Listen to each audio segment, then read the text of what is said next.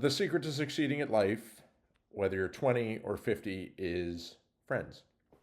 And so here is what you can learn from a combined 135 years of friendship. Enjoy. Okay, so hi everybody. My name is Mike Knuckles, and today I'm joined by Dave Beatty and Ben DeMott. Hello, guys. Howdy.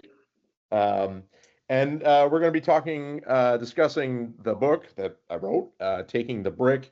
More specifically, we're going to be talking about chapter 2, which is called The Last Grenadier. Um, and I'm actually going to say, anyone listening, you can pause, and there is a separate video where you can actually listen to the chapter if you want. So if you want to pause this video and go listen to that, that's cool. If you want to just listen to this and then afterwards listen to the chapter, you can do that too. That might make this discussion a little more relevant, but it's also not a requirement. Um, so, but just to kind of level set, Taking the Brick, it's about that time in life when you're just starting out in adulthood. You're kind of on your own, and there's all that freedom that comes with it, but also all that sort of uncertainty and loneliness and all that. And I've actually been getting really interesting feedback from young people who read the book, that they actually read it more than once, and it's almost like a self-help novel, I guess. There's kind of an inspiration factor there, which I totally didn't expect.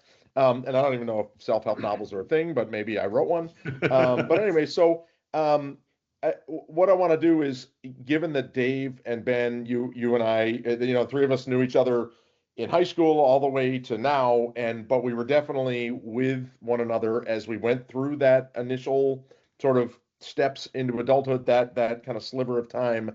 That's what I want to talk about. So thanks for being here. Of course. Happy to be here. Cool. You're always an awesome example of how to live life, Mike. So it's Well, and the book's an example of that. It kind of is evident in the chapter I read, that just the dynamic of go live and live the life that you want, make those choices. Cool. My first question was gonna be, hey, what'd you think of the first thoughts on how the chapter was? So that's cool. Ben, do you have thoughts on what were you? I do, and this is funny. So just for context, for people watching, the three of us are part of a bigger group of 6 that are really tight, and we've all went to high school together. But Dave and I often have separate conversations almost exactly about this, which is that the two of us geographically have separated, have strayed farther than the other 4, right? So I would say, 3 of the 4 of us still live in the same state where we grew up, and Mike, you're bordering it, right? While Dave and I have kind of gone a lot farther away. And I think that we oftentimes, part of our discussion is, how does that maybe shape our life views and our world views differently than the folks that stayed closer to home?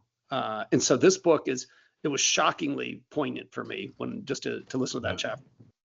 Why? Like, what about it? Well, so at our age, we know we know basically the outcome, but we took this gigantic leap, right?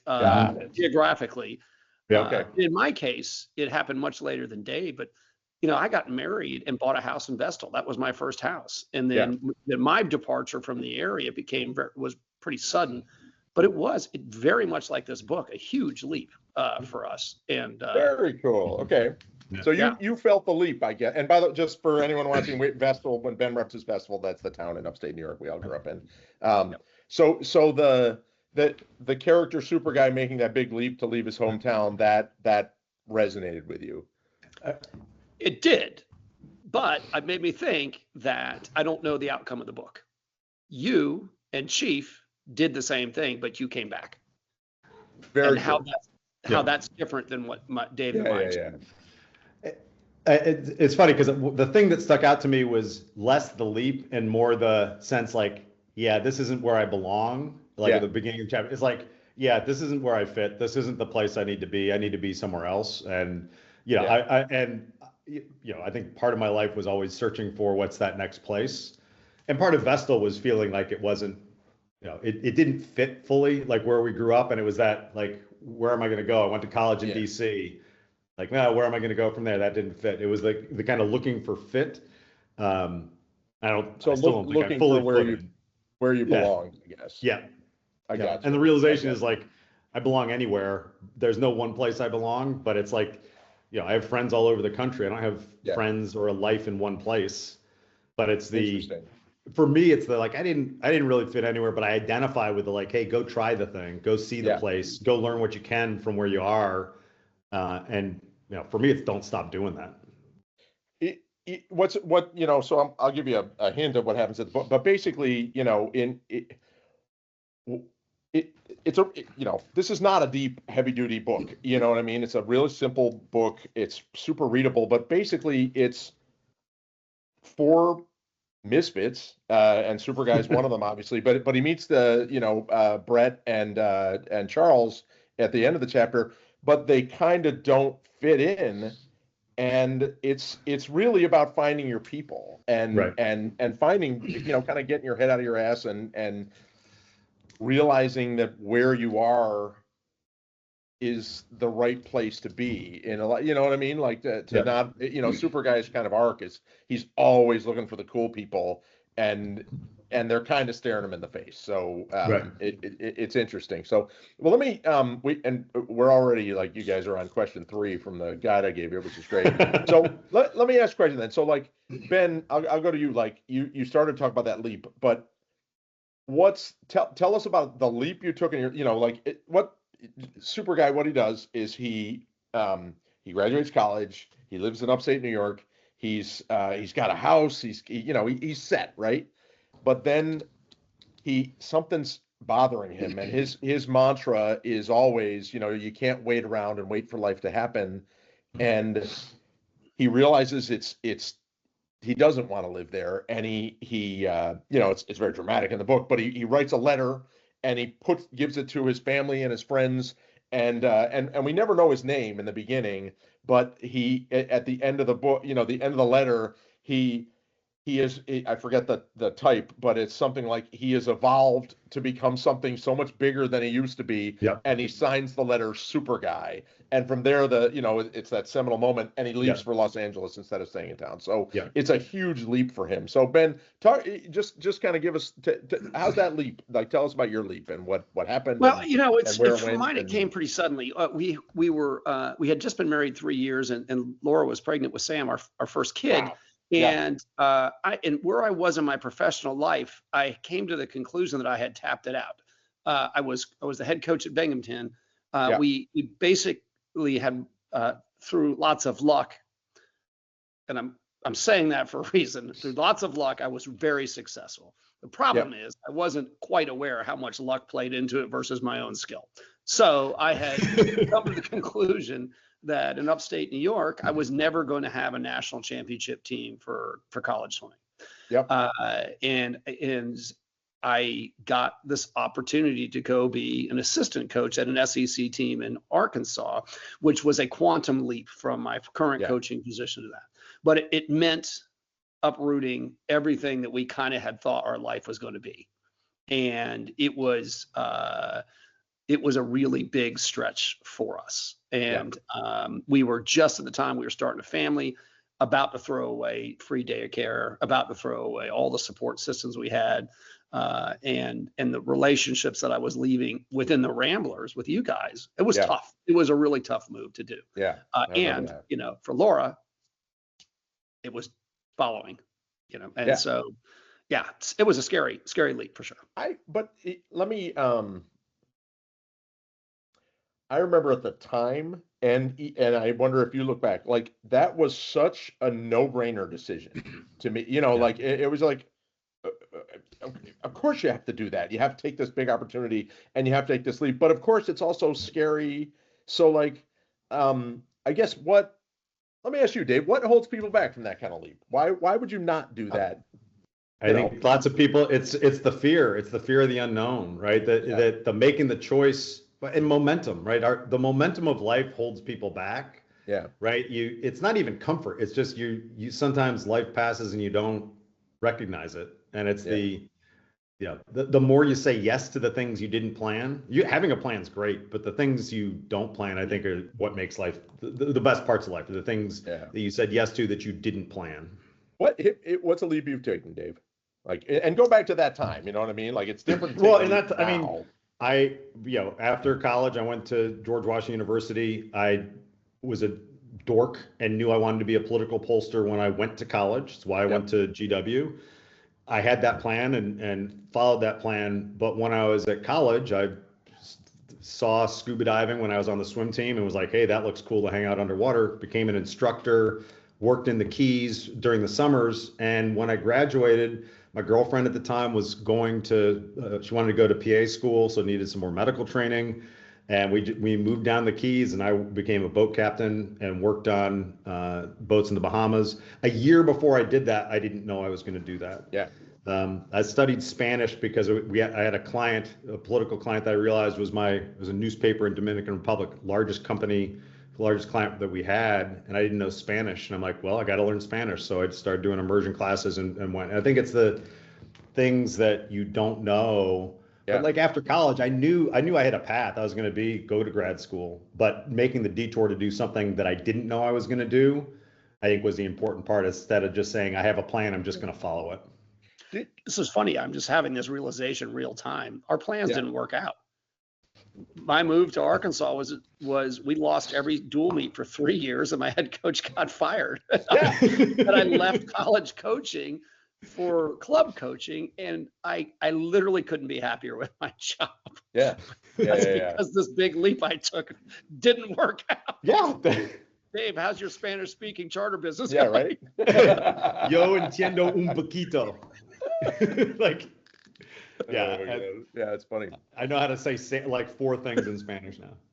But it's like, but I think that's like trying and failing is way. I mean, I always tell my kids, it's like life's not like you're gonna screw up. If you're not screwing up, you're not living, right? It's not good or bad because of the good or bad things that happen. It's because, like you're gonna learn and how you handle the bad things that do or the bad choices you make. Yeah, just don't ignore them.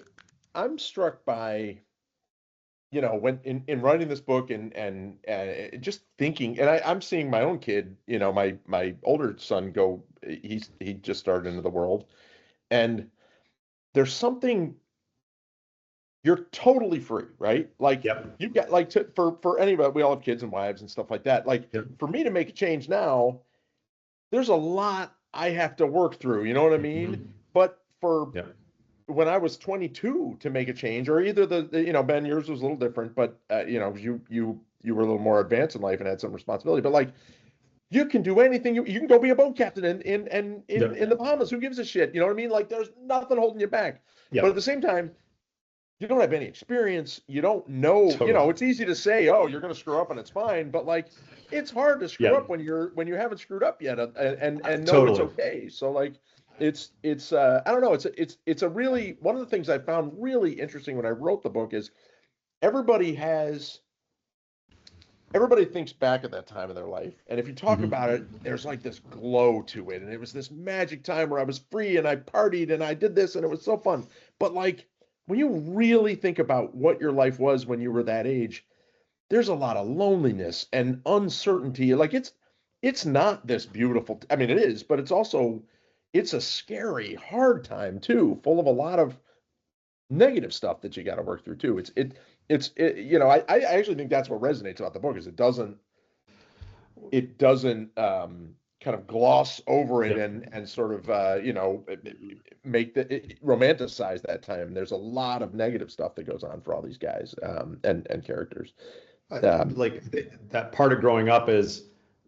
When I was in my 20s, I'm like, I got my shit figured out. And I look back at when I was in my 30s, like, I didn't know shit. And I still think, 10 years ago, I didn't know shit. And it's like, you keep getting smarter. Do you think that when we're 65, we're going to watch this interview and be like, oh my gosh. Probably. I wonder about that. Hold on, let me see. At 55, I've definitely got it figured out now. Surely. Right? But I think of all the insecurities that, when you leave your family, you are learning how to be something on your own. Yeah. And we all overlearn stuff when we're kids. like with that we're wired to learn from like the experience of when you burn your hand, you don't touch the burner. But your first relationship, however that went, when you break up, that's your definition of a relationship. If it was in middle school, and so it's like that's what you expect. Or like in my case, it's what I expected from family was, it's like what's the baseline? What's it really like? And there were hard things about my family and moving that I just assumed were the case. Or I was molested when I was a kid, and when my kids were younger, I was like, well, I got to teach them how to survive that, as opposed to not have that happen. But it's like the expectation is always our vision is always from our experience of one that we overlearn when we're young. And I think so much of life is unlearning the lesson of one, because life's so much broader than the one thing so many of us judge the world from. That's some deep shit, dude. Another thing that is really interesting about that time, and it just struck me listening, I guess looking at you two, is what's amazing about that time is you've left your family that you grew up with, but you don't have a family yet. Yep. And in that moment, your friends are your family, which is a really amazing thing. I'm always struck, and our friendship's unique because it's every span of life, I guess. But like, I have friends from that time who I'm really close with, and I was only really tight with them for a year or two when I lived in Los Angeles in my early 20s. But like, I have friends who I've met 20 years here as a parent. I'm not nearly as close as I am to those friends that I don't know that were there. In 1996, we were 25 years old, and we sat around a table. Some of us. We sat around a table, and we made a contract to be each other's family for life. We did, right? We sat at that table, and we said we're going to get together every other year from now on. So we were all searching and creating our family at that wedding reception, and it still holds. Yep. Very true. Very true. So let me ask this then. I guess we all have kids who are about either there or about to be into that time when they're taking the brick. Just one thing, what's one piece of advice for a 22-year-old who is starting out in life? Make it concrete. And I'm going to go first. Put your fucking phone down. Like, to me, it feels like you've got all the time in the world to do all kinds of cool shit, but boy, the clock is ticking, and you do not have time to spend 1, 2, 3 hours staring into this fucking thing. Put it down and go do something interesting. It doesn't matter what. It's just go live your life, because that time is small. Put your fucking phone down and go live your life. I love that. I think that's there's two things. My first reaction though was the start a Roth IRA and max out as long as you can, which is like a boring thing, but it's like that's my first thing. It's like, start a Roth IRA. $1,800 when you're 20 is $108,000 at 8% return when you retire. Which is stupid. The biggest thing is just say yes. Yeah. But say yes and start a Roth IRA. What do you mean say yes? Like, give me a say yes example, Dave. If your son says, "Come meet me at the CD release party," you say yes. Yes. Yeah. You don't stay home. Yeah. Or I think it's like if someone says to, like, my whole life, if someone invites me to a party, I go. I had one of my cousins. She would be at anyone's Denise. She'd be at anyone's graduation. She'd be at any wedding. Anything she was invited to, she went. And I live in a place that's kind of remote from most of my friends. And if someone invites me for a party, like, I'll go overnight. I'm gonna go when someone invites me. I'm gonna say yes. What's a yes? So I'm it's funny when you say that. In the book, at the end of the chapter, right? super guy, meets Charles, and Charles just offhandedly invites him to go play volleyball 90 miles away. Yep. And he says yes. And that turns into this whole book, that out of just a random, like he's not into volleyball. He's just like, okay, I'll go. And Charles never thought he would go, and they become great friends. So like, give me or Ben, somebody give me a yes from that time. It's easy to know how to say yes now, but like, when was a scary yes? Can you think of one that when you were, like boat captain, right? Like that was one. I'm going to go to Laura. Laura said yes. I'm going to move that's huge. Springdale, Arkansas. Yeah. Where we can smell the chicken processing plant on $35,000 a year salary and have my first kid. Yeah, that's a good yes. Yes. And Laura's career today never happens in Bethel, New York. No way. Yeah. Yeah. It was starting scuba, right? It was like I saw this. I was in swim practice, seeing them underwater. I'm like, that looks cool. I'm going to try that. Awesome. On spring break, I went with our friend Hal and my roommate from college sophomore year. We went to the Keys on spring break. I ripped out the yellow pages and started calling down for a summer job. Right. And I got to Aquanuts. But there wasn't internet. But that was just like, all right, I'm going to try this. Yep. And I mean, I think it's not just, and if someone offers you something, a huge lesson in life, if someone offers you something twice, they offer to pay for it, you let them pay. If they invite you to their house, you say yes. If they say, come on, I vote, you say yes. If people invite you to stuff, they either mean it or they need to be taught a lesson. But I think that's so many people in life are like arguing over a bill. Fuck it. like, okay, right? You say, all right, you pay that. I'm not going to argue anymore. You give me one. Yeah, yeah. But it's like, I think it's like, it's also that take yes for an answer. Yeah. Right. Sometimes we're yeah. Come on over, babe. Yeah. All right. I'm going to give you my piece of advice and give it to Abby at the same time. She's heard this piece of advice. Oh, hey guys. Hey. All right, come Abby, on. he asked me to give somebody your age a piece of advice, right? And here it comes. Okay. It's always better to be happy than to be right. Bro. She hates hearing that. Always better to be happy than to be right. What does that mean? That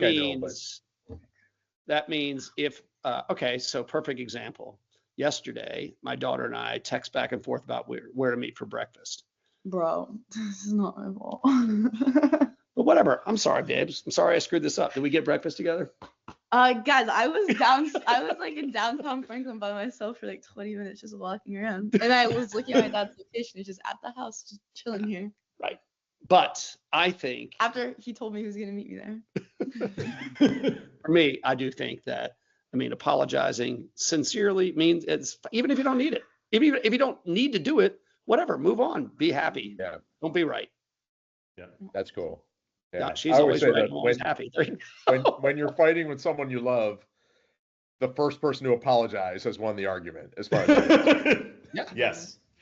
That's not Abby, what advice do you have for people your age, like to live large, to live a good life, I guess? Don't even know. Let me flip it.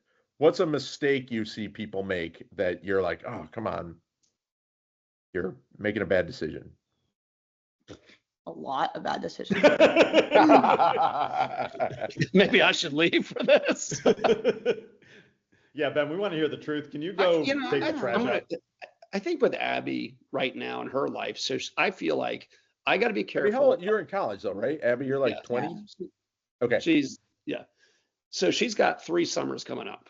Yep. Where she can do anything she wants. Yeah. And good. I've got to make sure that I am not pushing my own plan for Abby too hard down her throat. I have probably said to Abby 800 times this fall, go figure out how to study abroad next summer. What did I do? I went to the study abroad place. Like, I don't know why he's still yapping. Like, so it's funny you talk about. She said advice. yes. I want her to take the leap. I want to push her to take that leap, but it's got to be her pathway. And, it's right. And so I can't. And you might not know what the leap is. Yes. Sorry. You probably don't. Yes. Well, we don't know. Yeah. Hit that button up there. Dude, I'm so sorry. I got a phone call. Okay, never mind. Don't hit that button up there. Hit that button right there, bro. Oh, Mike. NVM. We're on Teams, my baby. Can you find that for me? Dude, I don't know how to use these things. Very cool. I actually don't. All right. So This one off the rails. that's all good. So let me wrap it up. Ben and Dave and Abby, surprise guest. Thank you guys for being on here, and I love you. And Thanks for sharing it, Mike. I mean, I've always loved your writing, and it's so. I mean, that chapter I only read one. It's just there's so many of the arcs. There's the people you meet. There's the not feeling where you want to go. There's the saying yes. Like that's the story of life. very cool. Cool. All right. Well, thank you very much. Thanks for listening, everybody. And please subscribe and follow and all that stuff I'm supposed to say on social media. Bye.